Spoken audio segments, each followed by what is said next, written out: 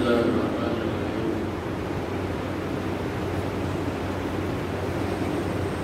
الحمد لله رب العالمين، والصلاة والسلام على سيد المرسلين وعلى آله وأصحابه أجمعين، أما بعد.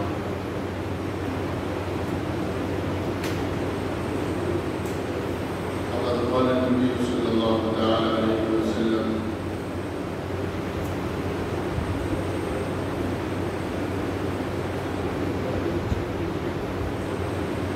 يكون في آخر الزمان رجال يأتونكم من الأحاديث بما لم تسمعوا أنتم ولا آباؤكم، فإياكم وإياهم لا يضلونكم أو كما قال النبي صلى الله عليه وسلم. محترم و مکرم حضرات، علماء کرام اور عزیز طلباء اعزام، یہ میرے لیے بڑی سعادت کی بات ہے کہ مغربی راجستھان اور خاص طور سے راجستھان کے مشہور شہر جودھ پور کا یہ ایک بڑا معروف، بڑا مشہور مدرسہ دارالعلوم العربیہ نام سنا تھا، لیکن پہلی بار حاضری کا شرف حاصل ہوا. میں جس وقت جودھ پور حاضر ہوا تو ساتھیوں سے میں نے یہی عرض کیا تھا کہ دارالعلوم عربیہ دیکھنے کی خواہش ہے، وہاں کی زیارت کرنے کی خواہش ہے. اور پھر حضرت مفتی صاحب وغیرہ سے ملاقات ہو گئی، انہوں نے مدعو کیا، عزت افزائی کی. اس کے لیے میں ان حضرات کا شکر گزار ہوں. اللہ رب العالمین انہیں جزائے خیر عطا فرمائے. اس وقت امت کے اندر بہت سارے فتنے اور فرقے سر ابھار رہے ہیں، اور ان سارے فتنوں سے مقابلہ کرنا یہ ہم اہل مدارس اور اہل مساجد کی ذمہ داری ہے.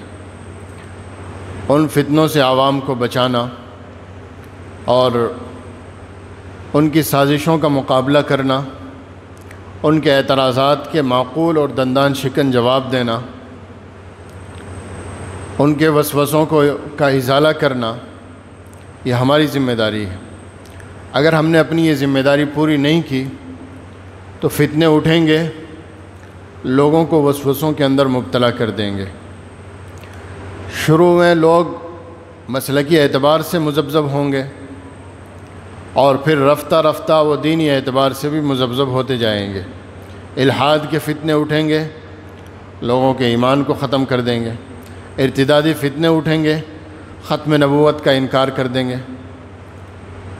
نئے نئے مہدیوں کے ظہور ہوں گے اور لوگ ان کے اوپر ایمان لے آئیں گے. یہ سارے فتنے اس وقت پورے شباب پر ہیں، اور خاص طور سے ان کی آماج گاہ ہمارا ہندوستان کا علاقہ ہے. ہندوستان کی یہ دھرتی فتنوں کے پنپنے کی اور پھلنے پھولنے کی جگہ شروع سے رہی ہے. یہاں جھوٹے نبی بھی پنپتے رہے، جھوٹے مہدی بھی پنپتے رہے، اور بڑے بڑے دجال اور کذاب مختلف فتنے اور فرقے پیدا ہوئے. اس وقت دو فتنے سب سے زیادہ عام ہیں امت کے اندر، جن کے اندر سب سے زیادہ ابتلا ہے، جن سے سب سے زیادہ ہمیں سابقہ پڑتا ہے، عوام کا بھی اور خواص کا بھی. ان میں ایک فتنہ تو بریلوی حضرات کا ہے، جو اپنے آپ کو اہل سنت والجماعت کہتے ہیں، حالانکہ حقیقت کے اعتبار سے وہ اہل سنت نہیں بلکہ اہل بدعت ہیں. لیکن عقائد اور نظریات کے اعتبار سے اگرچہ بریلوی جماعت بڑی خطرناک حد تک کفر کے قریب جا چکی ہے. ان کے عقائد خمسہ، 5 عقیدے ان کی بنیاد ہیں. نمبر 1، انبیاء کرام علیہم السلام کو بھی اللہ نے غیب کا علم عطا فرمایا ہے. نمبر 2، انبیاء کرام علیہم السلام ہر جگہ حاضر و ناظر ہوتے ہیں. نمبر 3، انبیاء کرام علیہم السلام بشر نہیں، نور ہوتے ہیں ذات کے اعتبار سے. اور نمبر 4، مختار کل ہوتے ہیں انبیاء کرام علیہم الصلاۃ والسلام۔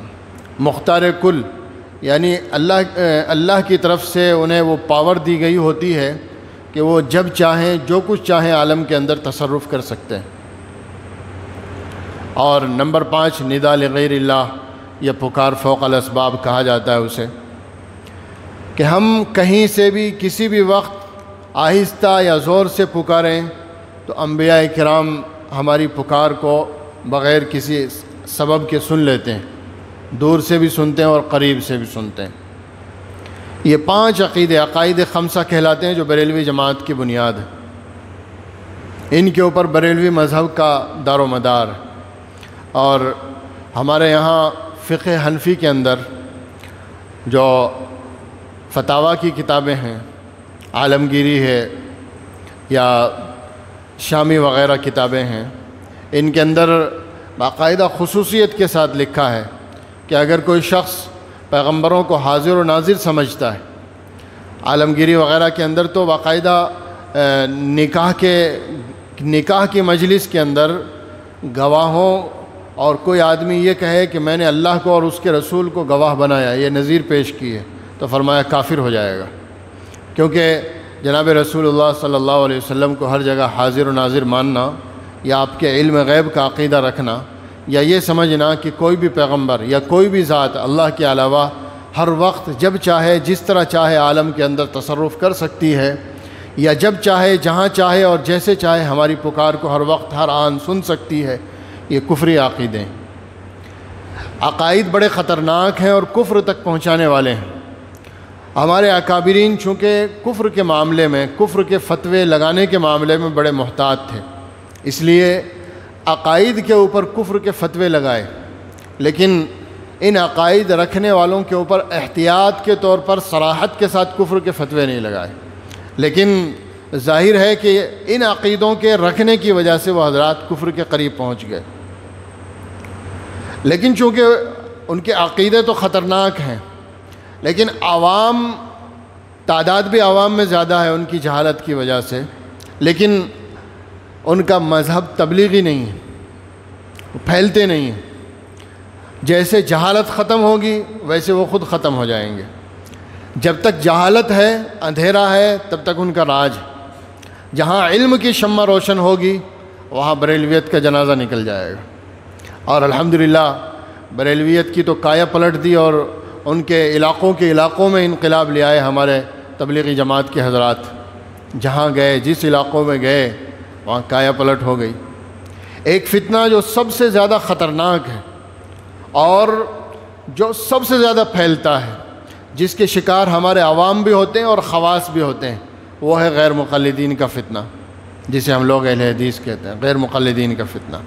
یہ عوام کے اندر بھی پھیل رہا ہے بڑی تیزی کے ساتھ اور خواص کے اندر بھی پھیل رہا ہے۔ پھیلانے کے ان کے طریقے بہت سارے ہیں، جس کے اندر سازشیں، عیاریاں، مکاریاں اور اس سے آگے بڑھ کر لالچ وغیرہ یہ ساری چیزیں بھی استعمال ہوتی ہیں۔ لیکن اس کے علاوہ انہوں نے اپنے لوگوں کو ٹرینڈ بھی کیا ہے، مضبوط کیا ہے نوجوانوں کو۔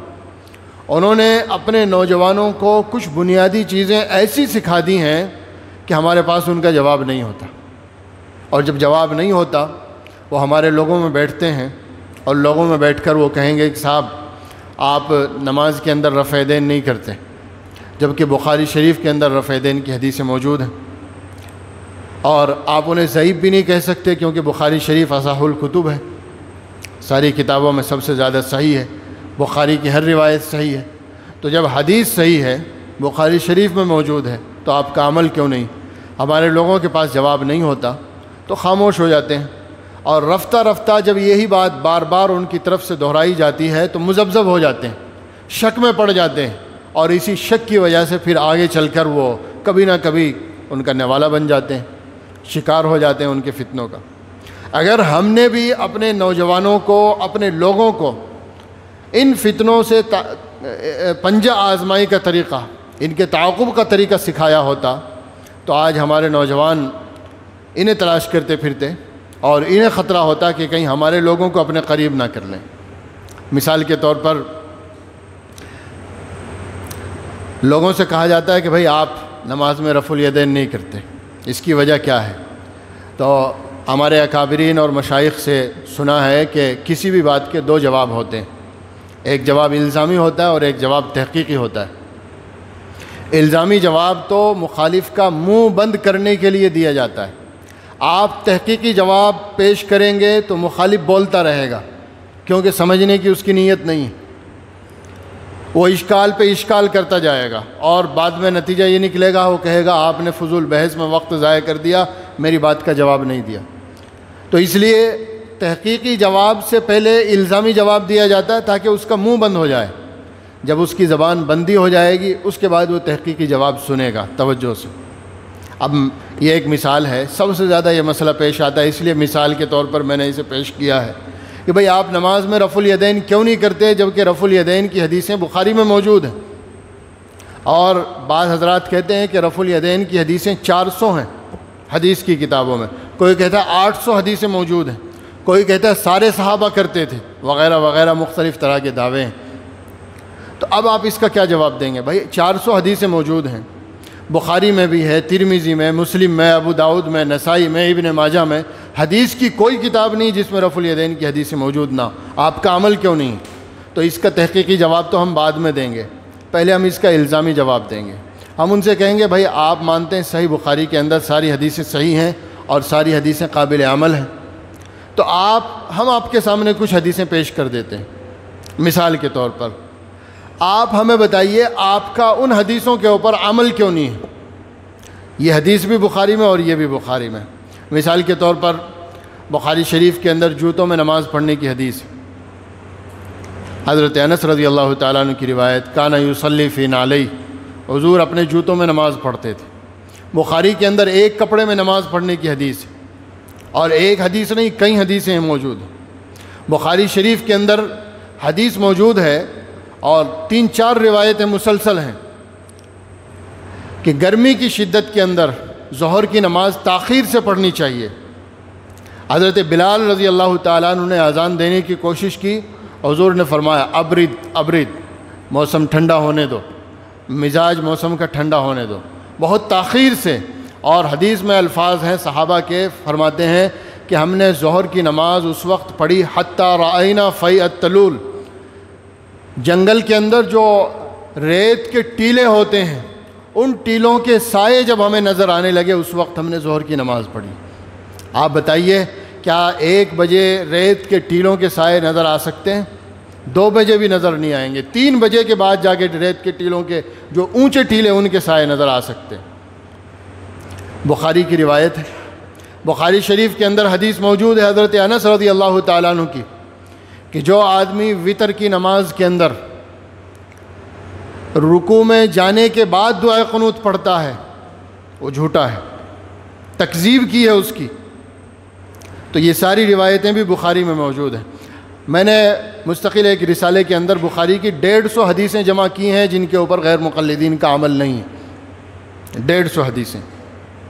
اب یہ روایتیں آپ مثال کے طور پر پیش کر دیجئے، اب آپ ان سے پوچھئے، آپ میرے سامنے رفع الیدین کی حدیث بخاری سے پیش کر رہے ہیں اور میرے سے آپ جواب مانگ رہے ہیں کہ آپ کا عمل کیوں نہیں؟ میں آپ کے سامنے آپ نے 2 پیش کی 4 پیش کر رہا ہوں، آپ بتائیے یہ بھی حدیثیں بخاری کی ہیں، یہ حدیثیں بھی صحیح ہیں، ان کے اوپر آپ کا عمل کیوں نہیں؟ اب یہ الزامی جواب ہو گیا۔ اب جواب اسے بھی دینا ہے، اب صرف آپ کو ہی جواب نہیں دینا۔ ہم لوگ یہاں مار کھا جاتے ہیں کہ ہم ہمیشہ جواب کے چکر میں پڑ جاتے ہیں۔ بھائی سامنے والے نے سوال کر لیا، ہمیں جواب دینا ہے، بھائی ہمیں ہی کیوں جواب دینا، اس سے بھی تو جواب مانگا جائے نا، اسے بھی پابند بنایا جائے، بھائی تجھے بھی جواب دینا ہے۔ تو اب ہم نے الزامی جواب کے ذریعے اسے بھی پابند کر دیا ہے، اور اب اس کی یہ بات سمجھ میں آئے گی اچھی طرح کہ ہر حدیث قابل عمل نہیں ہوتی، بعض حدیثیں منسوخ ہوتی ہیں، بعض حدیثیں کسی ضرورت اور حالات کی وجہ سے حضور کے اعمال ان حدیثوں کے اندر نقل کیے جاتے ہیں۔ جیسا کہ حدیث کے اندر بخاری کی روایت ہے کہ حضور پاک صلی اللہ علیہ وسلم اتا سباتۃ قوم فبال قائما، ایک قوم کی کوڑی کے اوپر تشریف لائے اور وہاں آپ نے کھڑے ہو کر پیشاب کیا۔ علماء نے اس کی توجیحات میں تفصیلات لکھی ہیں، حضور نے کھڑے ہو کر پیشاب کیوں کیا؟ یا تو کوئی عذر تھا، کسی بیماری کی وجہ سے آپ بیٹھ نہیں سکتے تھے اس لیے کھڑے ہو کر پیشاب کیا، یا اس لیے کہ جس جگہ پر آپ نے پیشاب کیا، استنجا فرمایا، وہ جگہ نجاست سے پر تھی، گندی تھی، اگر وہاں بیٹھتے تو کپڑوں کے اندر نجاست لگنے کا خدشہ تھا، وغیرہ وغیرہ مختلف توجیحات کی گئی ہیں۔ اب کوئی آدمی صرف حدیث کے الفاظ اور حدیث کے ظاہر کو پیش کرے اور آج سے وہ حدیث اٹھا کر لوگوں کو سناتا پھرنے لگے اور کہے بھائی بخاری کے اندر حدیث ہے کہ کھڑے ہو کر پیشاب کرنا چاہیے، تو آج سے جتنے بھی لوگ بیٹھ کر پیشاب کرتے ہیں سارے غلط ہیں، سب کو کھڑے ہو کر پیشاب کرنا چاہیے۔ ظاہر سی بات ہے وہ حدیث کے اوپر عمل کرنے کی دعوت نہیں دے رہا ہے، وہ حدیث کے نام پر گمراہی پھیلا رہا ہے۔ حدیث میں ہے حضور نے جوتے پہن کر نماز پڑھی، کن حالات میں نماز پڑھی، کس ضرورت کے تحت نماز پڑھی؟ ضرورت کے تحت اور مجبوری کے تحت اگر جوتے پاک ہوں، آج بھی ہمارے علماء کہتے ہیں کہ جواز ہے، جائز ہے، کسی ضرورت کے تحت، کسی مجبوری کے تحت۔ لیکن کوئی آدمی صرف حدیث کے ظاہر کو دیکھے، ظاہری الفاظ کو دیکھے اور کہنے لگے کہ صاحب حضور نے تو جوتے پہن کر نماز پڑھی ہے، اس لیے جتنے لوگ جوتے اتار کر نماز پڑھ رہے ہیں ان کی کسی کی نماز نہیں ہو رہی۔ جس طریقے سے کہتے ہیں کہ جب حدیث بخاری کے اندر رفع یدین کی موجود ہے تو جو لوگ رفع یدین نہیں کر رہے ہیں ان کی نماز نہیں ہو رہی۔ بعض لوگوں نے تو کتابیں لکھی ہیں باقاعدہ اس کے اوپر کہ نماز میں رفع الیدین کرنا فرض ہے اور نماز کا ایک اہم رکن ہے، جو آدمی رفع الیدین نہ کرے اس کی نماز نہیں ہوتی۔ مستقل کتاب کا نام ہی یہی ہے، رفع الیدین فرض ہے، کتاب کا نام ہی یہی ہے۔ اب آپ ان سے پوچھیں بخاری کی حدیث کی وجہ سے آپ نے کہہ دیا رفع الیدین فرض ہے، کوئی آپ سے کل آپ کے مقابلے میں کوئی کتاب لکھ دے کہ بھئی جوتے پہن کر نماز پڑھنا فرض ہے، کھڑے ہو کر پیشاب کرنا فرض ہے، وغیرہ وغیرہ، تو ظاہر سی بات ہے جہالت کی باتیں۔ حضور پاک صلی اللہ علیہ وسلم نے نماز میں رفع الیدین کیا، لیکن کن حالات میں کیا اور کب تک کیا، یہ ایک مستقل ایک بحث ہے، اور کتنی جگہ کیا۔ ہم کہا کرتے ہیں کہ حضور نے نماز میں جو رفع الیدین کیا، حدیث کی کتابیں آپ اٹھائیں اور پہلے اپنا جو رفع الیدین ہے اپنا عمل، آپ وہ عمل واضح کریں، اپنا دعویٰ لکھیں، اپنا دعویٰ واضح کریں، اس کے بعد آپ حدیث پیش کریں۔ ہم دیکھتے ہیں کتنی حدیثیں آپ کے عمل اور دعوے کے مطابق ہوتی ہیں۔ آپ ان سے رفع الیدین کے معنی تو آتے ہیں ہاتھ اٹھانا، ایک جگہ کوئی آدمی ہاتھ اٹھائے گا وہ بھی رفع الیدین ہے، دو جگہ اٹھائے گا وہ بھی رفع الیدین ہے، تین جگہ اٹھائے گا وہ بھی رفع الیدین ہے۔ جس حدیث میں رفع الیدین کا نام آ گیا کہتے ہیں ہماری حدیث۔ آپ پوچھیں بھائی آپ ہمیں یہ بتائیں آپ کا عمل کیا ہے، آپ کا دعویٰ کیا ہے، آپ نماز میں کتنی جگہ رفع الیدین کرتے ہیں، آپ اپنا دعویٰ اپنا عمل لکھیں۔ اب ہم وہ اگر نہ کہیں یا وہ اپنی زبان سے اپنے قلم سے اپنا دعویٰ واضح نہ کریں تو ہم خود ان کے عمل سے ان کا دعویٰ واضح کر سکتے ہیں۔ بھائی آپ نمبر 1 تکبیر تحریمہ کے وقت رفع الیدین کرتے ہیں، اس کے بعد آپ جب رکوع میں جائیں گے تو رفع الیدین کریں گے، جب آپ رکوع سے سر اٹھائیں گے تو رفع الیدین کریں گے، اور پھر 4 رکعت یا 3 رکعت والی نماز ہوگی تو جب تیسری رکعت کے لیے اٹھیں گے تو رفع الیدین کریں گے۔ یعنی کہ کل تکبیر تحریمہ کے وقت، رکوع میں جاتے ہوئے، رکوع سے اٹھتے ہوئے اور تیسری رکعت کے شروع میں، یہ 4 مقامات ہیں آپ کے رفع الیدین کے۔ اب یہ 4 مقامات گویا آپ کے نزدیک سنت ہیں۔ آپ ان سے پوچھیں اس سے زیادہ اور اس سے کم اگر کوئی کرے کیا وہ بھی سنت ہے؟ اب ظاہر سی بات ہے اگر وہ ہاں کہیں گے تو بھی پھنسیں گے اور نہ کہیں گے تو بھی پھنسیں گے۔ اس سے زیادہ اگر کوئی کرے، ان 4 مقامات سے زیادہ، رکوع سے آگے بڑھ کر کوئی سجدوں میں بھی کرنے لگے رفع الیدین، تو کیا اس کی نماز سنت کے خلاف ہے؟ مجبوراً وہ نہیں کہیں گے تو آپ ان کے عمل سے، بھائی آپ کا عمل تو یہی کہتا ہے آپ ان 4 مقامات کے علاوہ کبھی بھی اس سے زیادہ رفع الیدین نہیں کرتے، اس کا مطلب آپ اس سے زیادہ کو سنت نہیں سمجھتے، اور اس سے کم بھی نہیں کرتے، اس کا مطلب ہے آپ اس سے کم کو بھی سنت نہیں سمجھتے۔ اب آپ حدیثیں پیش کرنی شروع کریں، بسم اللہ کریں، ہم دیکھتے ہیں کتنی حدیثیں آپ کے دعوے کے مطابق۔ بخاری شریف کھولے گا سب سے پہلے، بخاری کے اندر رفع الیدین کی 5 حدیثیں ہیں، 4 مرفوع ہیں، 1 موقوف ہے۔ 4 روایتیں تو سرے سے ان کے عمل کی مخالف ٹھہریں گی، کیونکہ 4 روایتوں کے اندر حضرت مالک ابن حویرث رضی اللہ عنہ کی روایت ہے، عبداللہ ابن عمر رضی اللہ تعالیٰ عنہ کی روایت ہے۔ ان 4 روایتوں کے اندر تکبیر تحریمہ، رکوع میں جاتے ہوئے اور رکوع سے اٹھتے ہوئے، 3 مقامات پر رفع یدین کا ذکر ہے، 4 مقامات کا ذکر نہیں ہے، 4 مقام کا ذکر نہیں، تو کم ہو گیا۔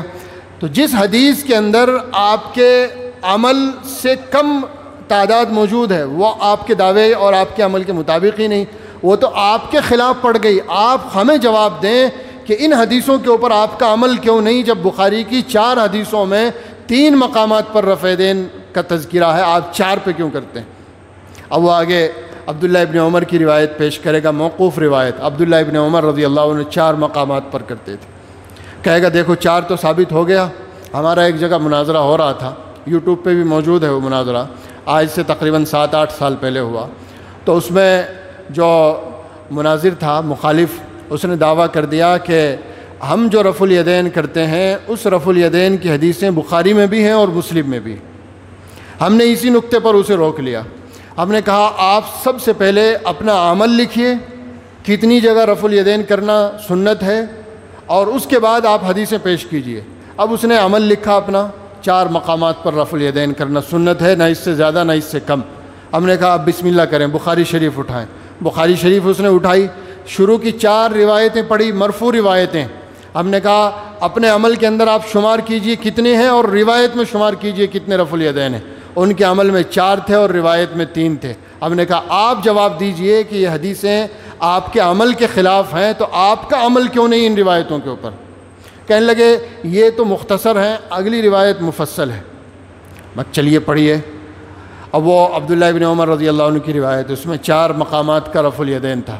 ہم نے کہا بخاری نے آگے اشارہ کر دیا ہے کہ یہ حدیث موقوف ہے، مرفوع نہیں ہے، اور امام ابو داؤد رحمۃ اللہ علیہ نے تو صراحت کے ساتھ ابو داؤد شریف کے اندر وہی روایت عبداللہ ابن عمر کی نقل کرنے کے بعد صراحت کے ساتھ لکھ دیا ہے کہ وَالصَّحِيحُ قَوْلُ ابن عمر لَيْسَ بِمَرْفُوع۔ صحیح بات یہ ہے کہ عبداللہ ابن عمر کی یہ جو 4 مقامات والی روایت ہے مرفوع نہیں ہے، موقوف ہے، ان کا اپنا عمل ہے کسی زمانے کا۔ تو موقوف روایت سے ایک روایت سے مان لو 4 مقامات ثابت ہو گئے، تو پہلے آپ یہ بتائیے کیا آپ کا دعویٰ یہ تھا کہ صحابی رفع یدین کرتے تھے اس لیے ہم 4 مقامات پہ رفع یدین کرتے ہیں؟ یہ دعویٰ یہ تھا کہ حضور 4 مقامات پہ کرتے تھے اس لیے ہم 4 مقامات پہ کرتے ہیں؟ دعویٰ اور دلیل میں مطابقت نہیں ملتی۔ اور پھر مسلم شریف اٹھائی تو مسلم شریف کے اندر رفع الیدین کی 3 حدیثیں موجود ہیں، تینوں حدیثوں کے اندر 3 مقامات کا تذکرہ ہے، 4 کا نہیں۔ ہم نے کہا چلیے ابو داؤد اٹھائیے، سیاہ ستہ کے اندر ابو داؤد شریف میں سب سے زیادہ رفع الیدین کی حدیثیں موجود ہیں۔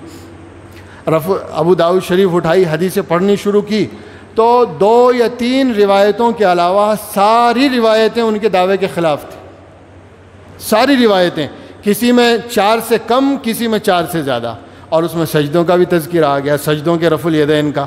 بلکہ ابو داؤد شریف کی بعض روایتوں کے اندر عند کل تکبیرہ، حضور ہر تکبیر کے وقت رفع الیدین کرتے تھے، سجدوں میں بھی رفع الیدین کرتے تھے، اور آپ تو صرف تیسری رکعت کے شروع میں رفع الیدین کرتے ہیں۔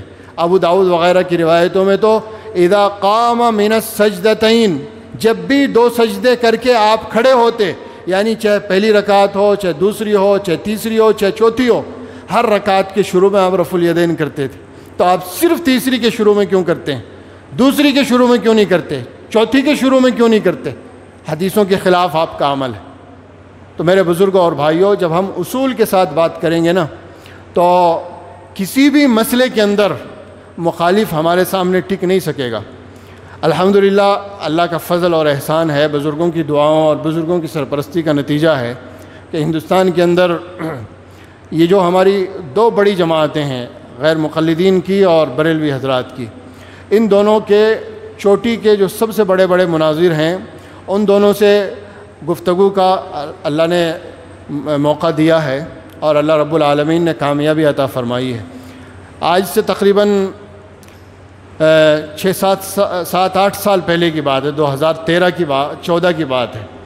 جھنجھنو شہر کے اندر غیر مقلدین کے سب سے بڑے مناظر سمجھے جاتے ہیں دہلی کے، رضا اللہ عبد الکریم صاحب، وہ چینل وغیرہ پہ بھی آیا کرتے تھے، پہلے اپنا چینل چلتا تھا ان کا، پیس ٹی وی وغیرہ۔ تو انہیں بلایا گیا، ان سے ہماری بات چیت ہوئی، گفتگو ہوئی، رفع الیدین کے موضوع پہ انہوں نے تقریر کی تھی۔ ہمیں کہا آپ اشکال کریں تو جواب دیے جائیں گے۔ انہوں نے اپنی تقریر میں ایک بنیاد اٹھائی تھی، ایک بات بڑے دعوے کے ساتھ اور بڑی مضبوطی کے ساتھ کہی تھی کہ رفع الیدین کی حدیثیں نماز کے جتنے بھی ارکان ہیں، نماز کے جتنے بھی افعال ہیں، ان میں سب سے زیادہ حدیثیں رفع الیدین کی منقول ہیں، اس لیے رفع الیدین سنت مؤکدہ ہے اور بعض لوگوں کے نزدیک فرض ہے، یہ انہوں نے کہا تھا۔ ہم نے ان سے سوال کیا کہ پہلی بات تو آپ کا یہ دعویٰ کہ نماز کے جتنے افعال اور جتنے ارکان ہیں ان کے اندر سب سے زیادہ رفع الیدین کی حدیث منقول ہیں، یہ آپ کا دعویٰ ہی غلط ہے۔ اور انہوں نے کہا غلط کیسے ہے؟ رفع الیدین کے علاوہ کون سا ایسا رکن ہے جس کی حدیثیں رفع الیدین سے زیادہ ہوں، آپ بتائیے۔ ہم نے کہا جناب رسول اللہ صلی اللہ علیہ وسلم ایک کپڑے میں نماز پڑھتے تھے، ایک کپڑے میں، یصلی فی ثوب واحد، یہ روایت بخاری مسلم حدیث کی ساری کتابوں میں موجود ہے، اور آپ ساری کتابیں چھوڑے صرف بخاری مسلم آگے رکھ لیں اور حدیثیں شمار کر لیں، ایک کپڑے میں نماز پڑھنے کی حدیثیں زیادہ ہیں یا رفع الیدین کی حدیثیں زیادہ ہیں؟ کہنے لگے کتنے صحابہ سے مروی ہے؟ میں کہا آپ بتائیں رفع الیدین زیادہ سے زیادہ کتنے صحابہ نے نقل کیا ہے؟ کہنے لگے 50 صحابہ نے نقل کیا ہے۔ میں نے کہا اگر میں آپ سے کہوں کہ 50 صحابہ کے آپ نام شمار کروائیں اور ان کی ایک ایک روایت بطور مثال پیش کر دیں تو آپ قیامت کی صبح تک پیش نہیں کر سکتے، لیکن میں آپ کو بتا دیتا ہوں کہ پاکستان کے ایک بہت بڑے عالم تھے علامہ حبیب اللہ مختار رحمۃ اللہ علیہ، انہوں نے کشف النقاب کے نام سے ایک کتاب لکھی ہے۔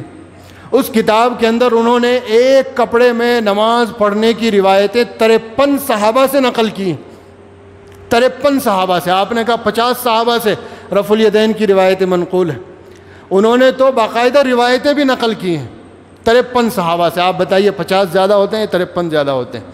اب وہ ناراض ہو گئے، بگڑ گئے، آپ تو فضول بحث کرنے کے لیے آئے۔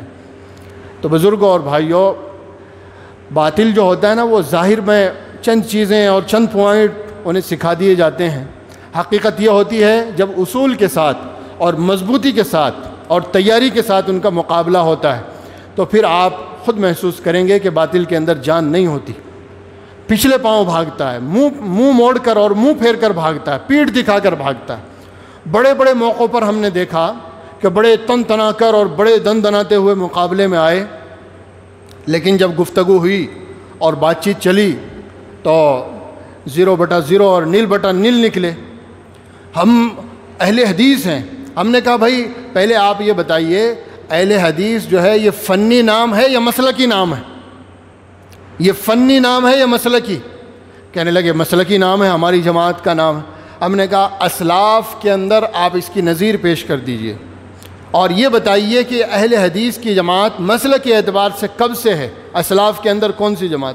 انہوں نے کتاب سے کچھ مثالیں پیش کی، دیکھو فلاں بزرگ کے بارے میں، فلاں محدث کے بارے میں لکھا ہوا اہل حدیث تھے ترمذی وغیرہ کے اندر۔ ہم نے کہا وہ فنی اعتبار سے اہل حدیث تھے، فنی اعتبار سے۔ فنی اعتبار سے اہل حدیث کا مطلب ہوتا ہے محدث، حدیث کا ماہر۔ جس آدمی کو، جیسے ابو داؤد ہیں، ترمذی ہیں، نسائی ہیں، ابن ماجہ ہیں، بخاری ہیں، کسی کو 6 لاکھ حدیثیں حفظ یاد ہیں سند اور متن کی تحقیق کے ساتھ، کسی کو 5 لاکھ حدیثیں یاد ہیں۔ امام احمد ابن حنبل رحمۃ اللہ علیہ کے بارے میں بعض روایتوں میں ملتا ہے 10 لاکھ حدیثوں کے حافظ ہیں۔ امام یحییٰ ابن معین یا غالباً یحییٰ ابن سعید القطان کے بارے میں لکھا ہے 10 لاکھ حدیثیں انہوں نے اپنے قلم سے لکھی۔ یہ لوگ اہل حدیث تھے فنی اعتبار سے، کیونکہ یہ حدیث کے ماہرین تھے۔ آپ کہتے ہیں کہ مسلکی نام اہل حدیث ہے، مسلکی نام ایک جماعت کا نام اہل حدیث، کہ ہر آدمی چاہے وہ عالم ہو یا جاہل ہو، وہ ڈاکٹر ہو، پڑھا لکھا ہو، وہ پیدائشی طور پر اہل حدیث ہوتا ہے۔ ہمارے گھر میں پیدا ہو گیا، 2-3 کام کرنے لگا اہل حدیث، یہ ایک سراسر دھوکہ ہے۔ اہل حدیث الحمدللہ ہم بھی ہیں۔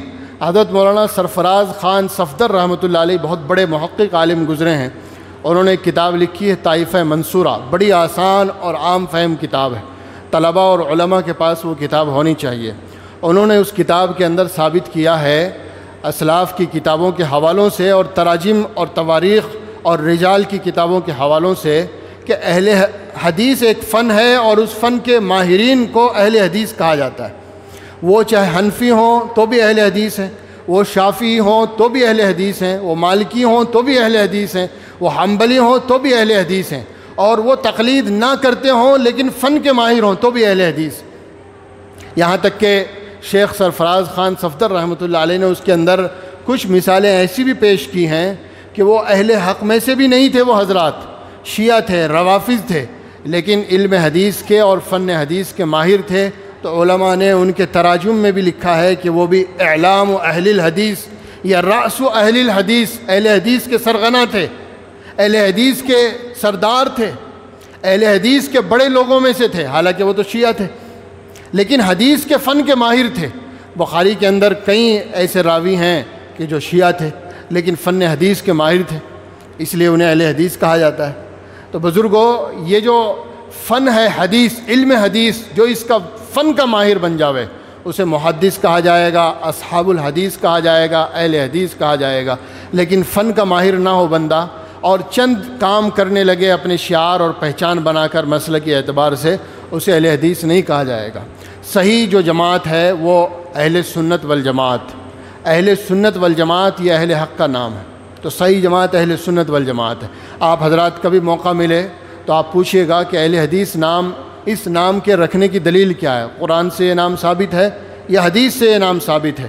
آج سے 7-8 سال پہلے آسام کے اندر ایک مناظرہ ہوا، اور حضرت مفتی راشد صاحب اعظمی دامت برکاتہم دارالعلوم دیوبند سے اس مناظرے میں تشریف لے گئے۔ اس کے 3 موضوع تھے، ان میں سے پہلا موضوع یہی تھا کہ آپ کا جو نام ہے اہل حدیث، یہ آپ حدیث سے ثابت کریں گے۔ تو کوئی قرآن کی آیت اپنے نام پر پیش نہیں کر سکے، کوئی حدیث پیش نہیں کر سکے۔